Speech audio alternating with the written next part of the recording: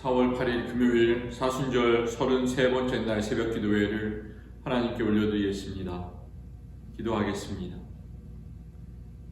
사랑의 하나님, 참 감사합니다. 우리에게 예수 그리스도 독생자를 허락하여 주셔서 우리가 그분 때문에 살며 이 땅에서 귀한 생명을 누릴 수 있도록 하시니 참 감사합니다.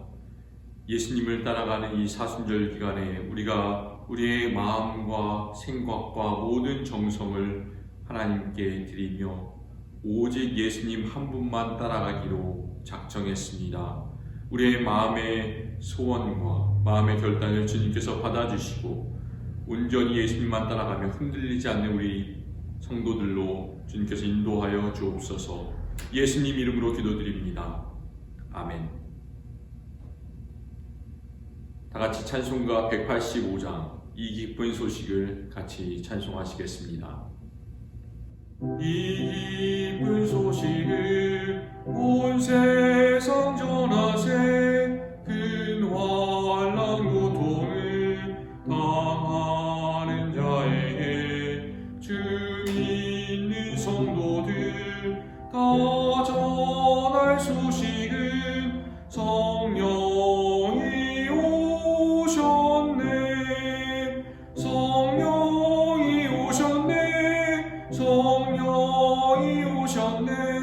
내 주님 보내신 성령이 오셨네. 이 기쁜 소식을 온 세상 전하세. 성령이 오셨네.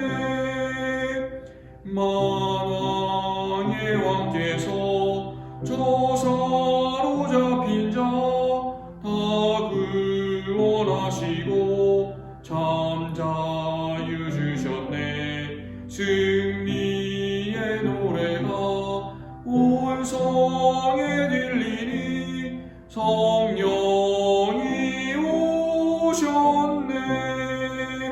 성령이 오셨네. 성령이 오셨네. 내 주님 보내신 성령이 오셨네. 이 기쁜 소식을 온 세상 전하세. 성령이 오셨네. 한없는 사랑과 그 크신 은혜를 늘 의심하면서 안 믿는 자에게 내 작은 힘으로 고증언하리니 성령이 오셨네. 성령이 오셨네. 성령이 오셨네. 내 주님 보내신 성령이 오셨네. 이 기쁜 소식을 온 세상 전하세. 성령이 오셨네. 오늘 이 새벽에 하나님께서 우리에게 주신 말씀은 이사야 61장 1절부터 3절까지의 말씀입니다. 이사야 61장 1절부터 3절까지의 말씀을 봉독하겠습니다. 주 여호와의 영이 내게 내리셨으니 이는 여호와께서 내게 기름을 부으사 가난한 자에게 아름다운 소식을 전하게 하려 하심이라. 나를 보내사 마음이 상한 자를 고치며 포로된 자에게 자유를, 갇힌 자에게 노임을 선포하며 여호와의 은혜의 해와 우리 하나님의 보복의 날을 선포하여 모든 슬픈 자를 위로하되 무릇 시온에서 슬퍼하는 자에게 화관을 주어 그 죄를 대신하며 기쁨의 기름으로 그 슬픔을 대신하며 찬송의 옷으로 그 근심을 대신하시고 그들이 의의 나무 곧 여호와께서 심으신 그 영광을 나타낼 자라 일컬음을 받게 하려 하심이라. 아멘.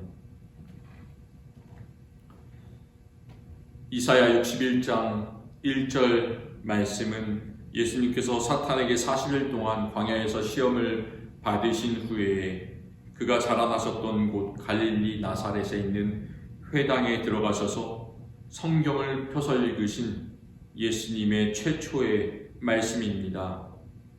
예수님께서 이 땅에 오신 목적, 그것이 바로 포로된 자에게 자유를, 갇힌 자에게 노임을 선포하는 것이라고 분명히 말씀하십니다.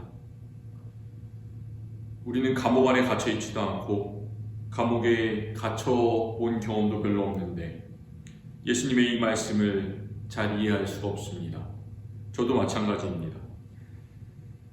감옥에 갇힌 사람들은 사람을 죽였거나 심각한 피해를 입혔거나 심각한 범죄를 저질러서 그들이 마땅히 받아야 하는 그런 벌을 받고 있는데 왜 갇힌 자에게 노임을 선포해야 할까? 우리가 궁금해할 수도 있습니다. 그렇게 할 필요가 없다 생각할 수도 있습니다. 그런데 감옥이라는 곳은 한 사람 한 사람, 개개인의 사람이 큰 잘못을 저질렀기 때문에 들어가는 그런 개인적인 형벌의 장소일 뿐만이 아니라 국가와 권력을 유지하기 위한 큰 시스템 안에 포함되어 있는 그런 장소이기도 합니다. 이스라엘과 유다가 강대국 아수르와 바벨론에 의해서 함락되었을 때에 나라 안에 있던 그런 쓸만한 인재들은 그 먼 나라로 끌려갔습니다. 그래서 그곳에서 그들은 기약 없는 포로 생활을 해야만 했습니다. 그리고 아무 힘도 없고 쓸모없는 사람들은 그 폐허가 된 원래의 땅에 남겨졌습니다. 이 보통 사람들은 아무 잘못이 없는데도 그렇게 포로가 되었습니다. 신약시대의 세례 요한, 사도 바울, 이런 사람들은 우리 그리스도인들이 보기에는 정말로 아무 잘못이 있지 않습니다. 그런데도 불구하고 죄수가 되어서 감옥에서 생을 마감해야 했습니다. 로마는 그들에게 이런 제목을 붙였습니다. 사회를 어지럽힌다. 우리가 보기에는 그런데 그들은 오직 예수 그리스도 길을 준비하고 예수님을 굳게 믿은 그런 죄밖에 없습니다. 그럼 옳은 사람들이 왜 죄수가 되어서 감옥에서 죽어가야만 했을까요? 그 프랑스에 있는 철학자 미첼 푸코라는 사람이 1975년에 쓴 감시와 처벌이라는 유명한 책이 있습니다. 그 책은 중세시대로부터 오늘날에 이르기까지 감옥이라는 장소가 어떻게 점점점 발전해 왔는지 그런 것들을 쓴 책입니다. 그 중세시대에 옛날에는 범죄자들의 몸을 고문하고 때리고 죽이는 그런 몸에 가하는 형벌, 신체형이 주된 형벌이었는데 그런 가혹한 형벌을 본 사람들이 오히려 죄인이 불쌍하다 그런 생각을 가지게 되었고 또 그것 때문에 사회적 폭동과 같은 그런 불상사들이 발생하기도 했습니다. 그러면서 시간이 지나면서 생긴 것이 감옥살이였습니다.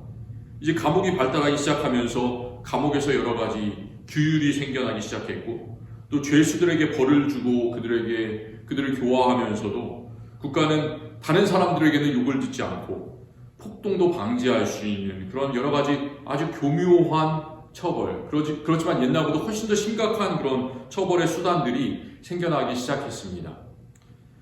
그 책은 이런 여러 제도들이 어떻게 발전해 왔는지를 자세하게 써내려가고 있습니다. 우리는 이렇게 물어볼 수가 있겠죠. 죄수가 된 것이 과연 개인의 책임인가 아니면 사회 국가의 책임인가? 우리가 살고 있는 이 세상은 정말 점점 복잡해져 가고 있습니다. 세상에서 일어나는 일들을 살펴보면 사회적인 양극화가 점점 심해져 가고 있고 가난하게 태어난 사람들은 부모의 가난을 극복하고 사회의 위쪽으로 올라갈 수 있는 그런 기회가 점점점 줄어들고 있습니다.